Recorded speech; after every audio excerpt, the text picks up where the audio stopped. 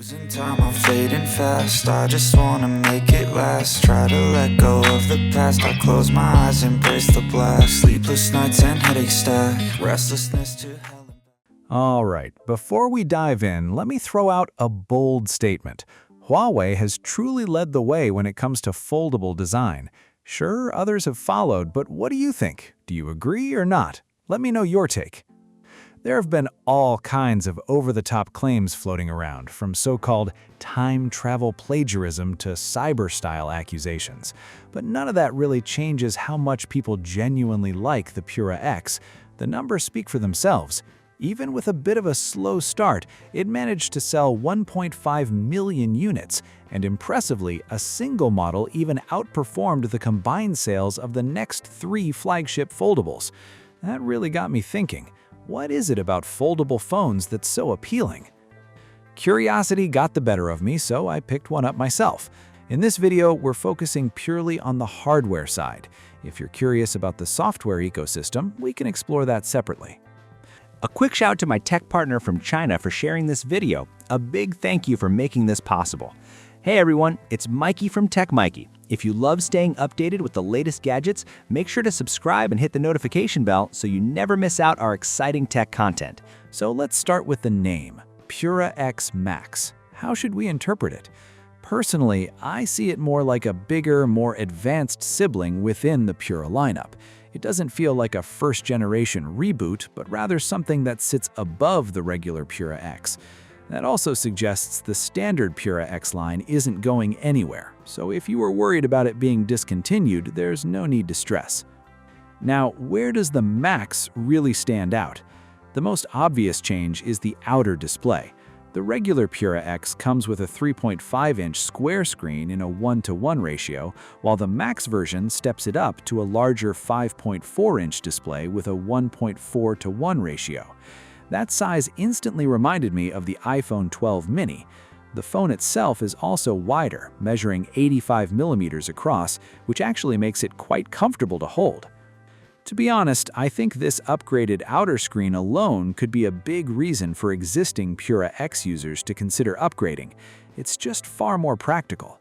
Even though the number of visible lines is slightly less compared to traditional foldables, the usable area is actually a bit larger. And when you're using apps like Xiaohongshu, the experience feels different, in a good way.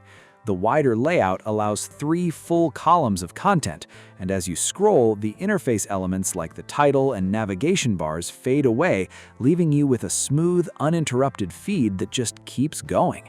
It's surprisingly satisfying.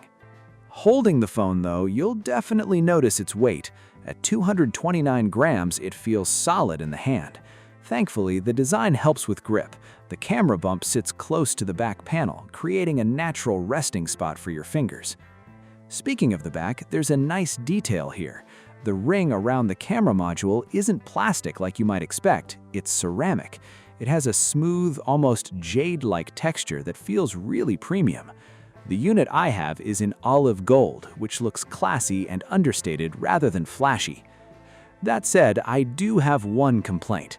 The glossy frame is a fingerprint magnet, so you'll find yourself wiping it down quite often. Also, I'm not entirely sold on Huawei's move to flat edges. Longtime fans will remember how good those curved frames felt in hand, and honestly, I'd love to see them make a comeback. Now let's unfold it. Inside, you're greeted with a large 7.7-inch display that carries over the same 1.4:1 ratio from the outer screen.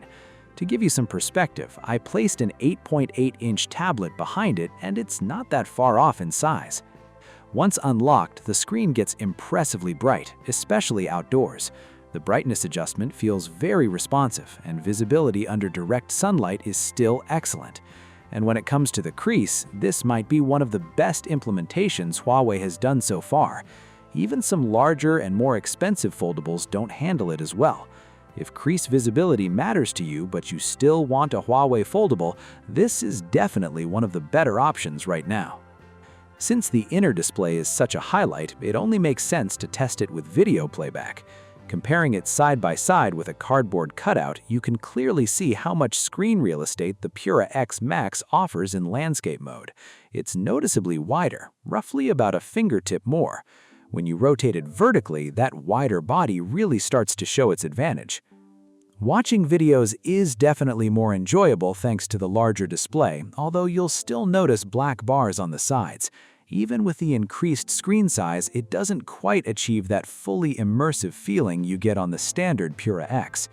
As for audio, I tested it using a cloud-based video player, and overall, the sound experience is solid.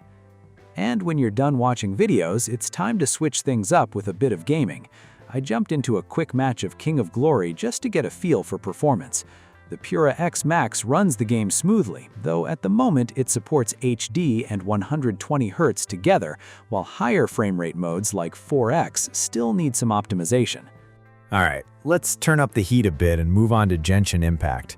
The game doesn't quite hit a full, stable frame rate here, but the good news is it doesn't get overly hot during gameplay. On Harmony OS, the experience actually improves. A quick tip: turn off frame interpolation, then pull down the game assistant and switch to standard mode under the high performance section's second-level racing setting. But testing just a couple of optimized games isn't enough, so I decided to push things further with Unreal Engine's Constellation mode. Time to see how it handles something heavier like Unreal Engine 5. And well, things didn't go as smoothly. In under a minute, thermal throttling kicked in, locking the GPU below 378 MHz. Frame rates capped out at around 30 FPS, and during gameplay, there were occasional stutters that made the experience a bit frustrating. If you're planning to play UE5-based titles, lowering the graphics settings is definitely the way to go. I also ran another Unreal Engine 5 test, and the results were pretty much the same. The GPU stayed limited around 378 MHz, and performance didn't really improve. So how does it compare to other Android phones? Looking at devices like the 8.2 and 8.3, the Pura X Max does slightly better in energy efficiency than the 8.2, but it still falls noticeably behind the 8.3. That said, considering the thermal limitations and overall constraints, the performance actually exceeded my expectations. Now I'm even more curious to see what Huawei brings later this year with the Mate 90 Pro Max. After all the gaming tests, one thing is clear. This isn't really a device built for long, intense gaming sessions on a foldable screen. If you do plan to game heavily, using a cooling back clip is pretty much essential. I've already shared the results with a cooling accessory on screen, so you can check those out. Now let's talk about battery life, since a lot of you asked about it after I got this device. I ran a manual test with auto brightness enabled the entire time. My usage split between the outer and inner screens was roughly in the 4,000 to 6,000 second range. In total, the phone lasted 10 hours and 37 minutes. That included about 7 hours of usage on the outer display for video streaming and browsing, and 3 hours and 37 minutes on the inner screen. That inner screen time covered 30 minutes each of video recording, calls, and gaming, plus over 2 hours of video playback. What really surprised me is how long it held on at just 1% battery. It kept going for more than 20 minutes, which is genuinely impressive. Moving on to cameras, I'll be honest, I didn't go in with high expectations, especially since my main reference device is the Oppo Find X7 Ultra, so I wasn't expecting the Pura X Max to compete at that level. Looking at some sample shots, starting with a portrait from the main camera, the AI processing felt a bit too aggressive. It smoothed out my face so much that I ended up looking unusually pale, which didn't feel very natural. In another set of photos, the color consistency wasn't great either. The greens looked different across all 3 shots, and the sky on the Pura X Max had a strange reddish tint that didn't look very appealing. However, when comparing resolution in a different set, things improved. The colors finally looked more accurate, and when zooming in, the main camera actually delivered the best detail among the 3. As for the telephoto lens, it's decent but nothing special. In good lighting, the results are acceptable, but once the lighting changes, you might notice a greenish tint creeping in.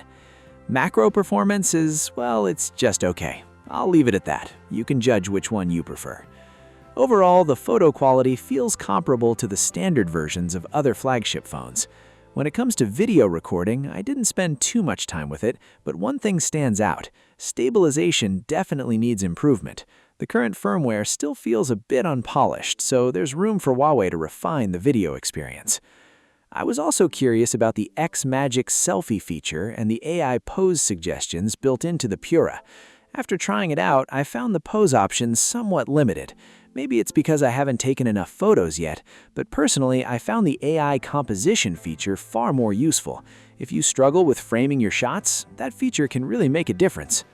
Now let's talk about pricing. The base version of the Pura X Max starts at 10,999 yuan in China, which is roughly 1,193 pounds in the UK and about $1,613 in the US. So, is it worth spending over 10,000 yuan on this device? Honestly, the answer isn't that straightforward. It's both yes and no.